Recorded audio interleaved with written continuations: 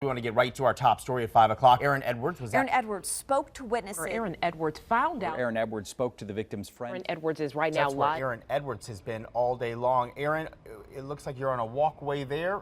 We are coming down from on top, looking down at you. What's the current situation there?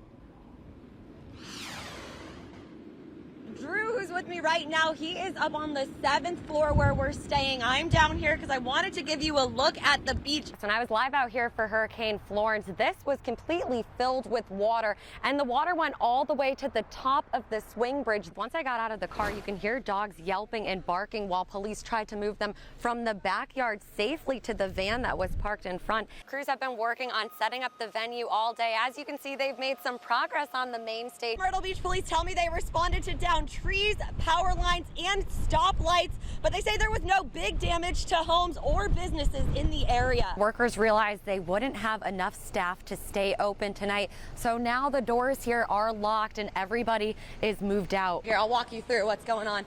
So we were over here and we were still pretty kind of undercover where we were, and the power lines just went down right over there. The craziest thing is that you go through these neighborhoods, and now that the debris is gone and the sandbags are gone, these houses look so normal from the outside, and then when you go inside, that's clearly not the case. Some business owners say they didn't see any customers for 3 weeks of September, and they say usually that first month of shoulder season is one of the best for business. The National Guard went door to door last night asking neighbors to prepare for flooding, and residents say they were shocked to hear that news because they've never seen the water get this high before. He says 2 days ago there was no flooding on this road as far as he could see yet. Now the water has been slowly creeping up and it's going to continue to rise. Back at 5, I told you that the video taken inside this McDonald's had 38 million views, but now that number has jumped to 41 million. And Mayor Brenda Bethune is responding, saying what's being shown on social media isn't the full story. I got to talk with Chris Lane about everything from his hit song Take Back Home Girl to working with Tori Kelly and growing up in North Carolina. So it's a perfect day for it. No clouds in the sky, tons of people here. We'll check back in the next half hour. For now, I'll send it back to you guys. We're fortunate. Yeah, God's with us, let me tell you. The low-lying area of Cherry Grove faring well after 60-mile-per-hour winds and heavy rain from Hurricane Florence ripped through the area last night.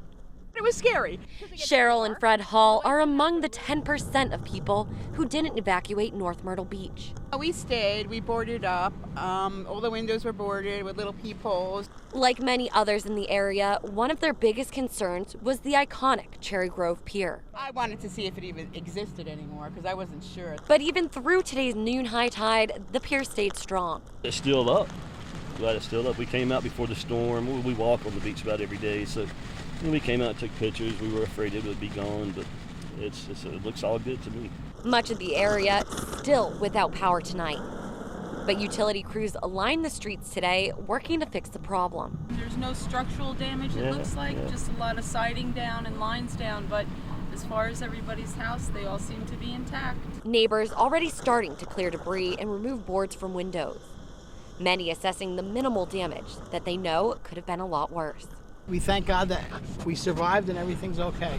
And our prayers go out to North Carolina. The sound of leaves in the wind and birds chirping now being replaced by bulldozers and chainsaws. I hurt. I literally hurt. My heart hurts. One of the largest and only undeveloped areas in North Myrtle Beach may soon be the site of roads and homes, like the rest of the city. We feel this is such a sacred place, such an important place, not just in North Myrtle Beach, but on the coast of South Carolina. They're the highest dunes left on the coast. Workers with Leafs Tree Service started cleaning out the Ingraham dunes today, starting with underbrush and 51 trees. It hurts my soul to see that everything is over $1. It's all about money. Everything is about money.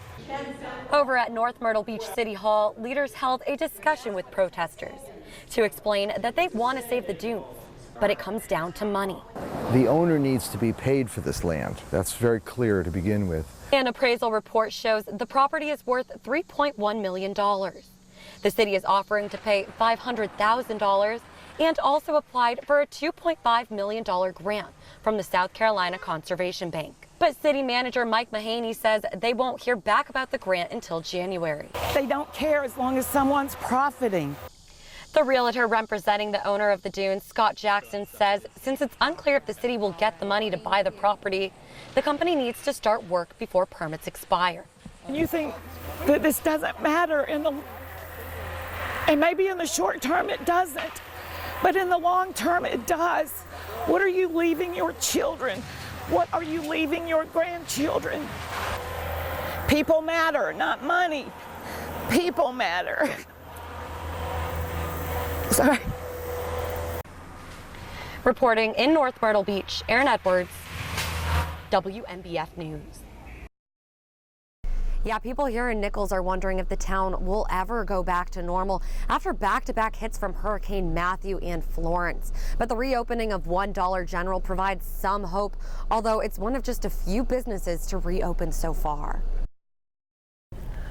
Well, it's not much around here. I feel so sorry for our friend. We still got a long ways to go, but we're working on it. It's a slow process getting things back together in the town of Nichols. It's still sad here, and there's a lot that's not in place. And neighbors wonder if things will ever fall back into place. I just don't see everybody coming back this time. I don't see stores reopening. The whole main street is just shut down. Nichols Administrator Sandy Rogers tells me only about a dozen families are living in the town right now.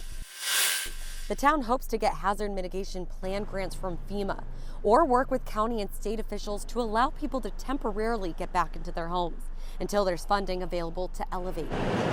Just through the holidays, don't forget that our citizens are homeless and they're living with families or they're living in motels. And as everyone goes through their day-to-day life until they cross the rivers here and know what our citizens and businesses are still facing, it's going to be a tough holiday season for them.